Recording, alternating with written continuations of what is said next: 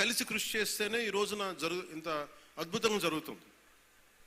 మీరు గత ప్రభుత్వాన్ని గురించి వాళ్ళు ఏం చేసినా సరే వాళ్ళు తెలిసింది ఒకటే, బూతులు తిట్టడం, ఇందాక నారాయణ గారు చెప్పినట్టు కేసులు పెట్టడం, ప్రజలకి మనశ్శాంతి లేకుండా చేయడం.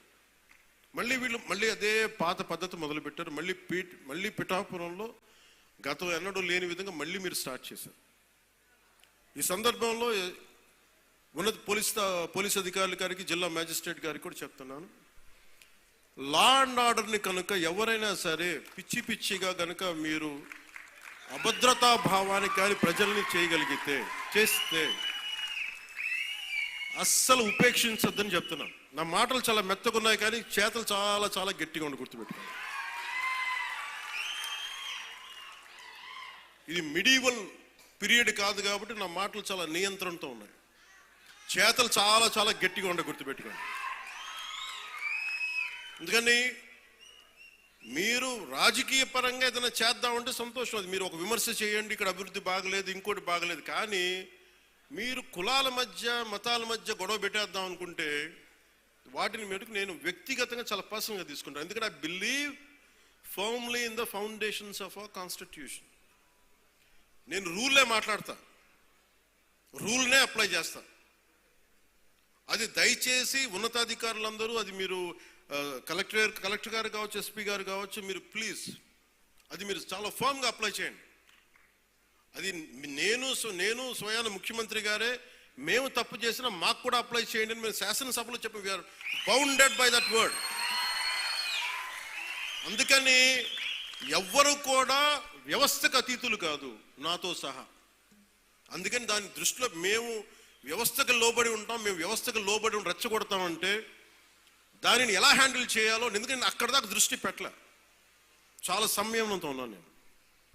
మీరు పిఠాపురంకు వచ్చి గొడవలు పెడదామంటే నేను ఇక్కడ కూర్చొని మొత్తం ఏరేస్తాను, అందరిని గుర్తుపెట్టుకోండి. అక్కడ దాకా తీసుకురావద్దు. తల్లి బిడ్డ న్యాయంగా పోదాం, తల్లి బిడ్డ న్యాయంగా పోదాం. మీరు ఒక మాట అనండి, నేను తీసుకుంటా.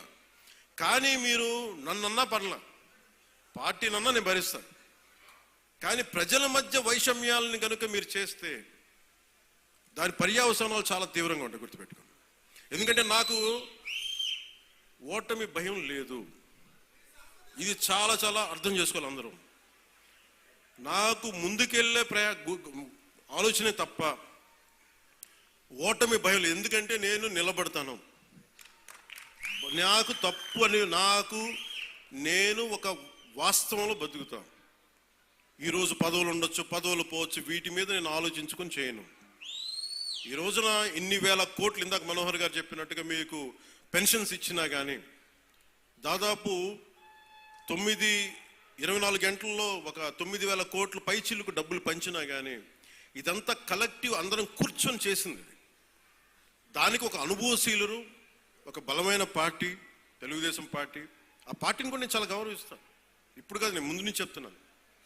అలానే జనసేన బలహీనం అని చెప్పట్లా, జనసేన చాలకు బలం. రోడ్ల మీదకి అన్యాయం జరిగితే జనసేనకున్న బలం అది నేను ఇక్కడ ఒక ఆంధ్ర రాష్ట్రంలో చెప్పట్లా.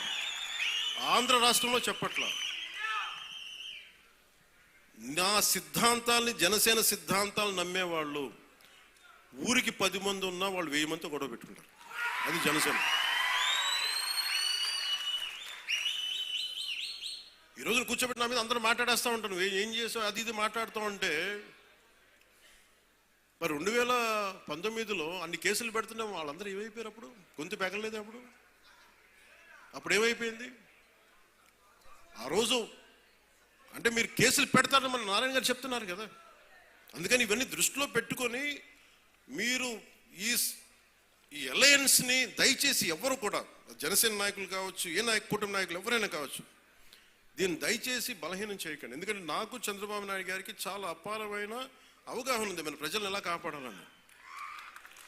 మా ఇద్దరి మధ్య అసలు అలాంటి అరమరికలు కానీ విభేదాలు కానీ లేవు.